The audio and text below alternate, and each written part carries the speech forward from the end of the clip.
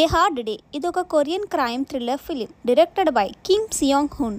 Cinema run time 1 hour 51 minutes ఉంటుంది. ఈ సినిమాని మీ ఫ్యామిలీతో హ్యాపీగా చూడొచ్చు.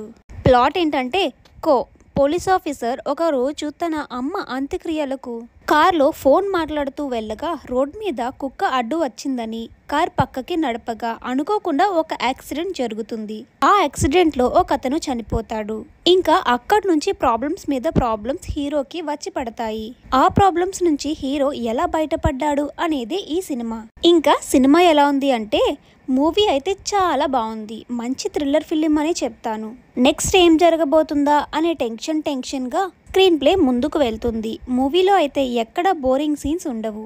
పారాసైట్ మూవీలో యాక్ట్ చేసిన యాక్టర్ లీ సన్ క్యూన్ ఇందులో మెయిన్ రోల్ గా యాక్ట్ చేశాడు. ఇంకా రిమైనింగ్ యాక్టర్స్ కూడా వాళ్ళకిచ్చిన రోల్స్ లో వాళ్ళు బాగానే యాక్ట్ చేశారు. తెలుగు డబ్బింగ్ సూపర్ గా ఉంది. క్లైమాక్స్ కూడా బాగుంది. విలన్ అంత పవర్ఫుల్ కాదు కానీ హీరోని మాత్రం బాగా భయపడతాడు. మనకి కొంచెం రెగ్యులర్గా అనిపిస్తుంది.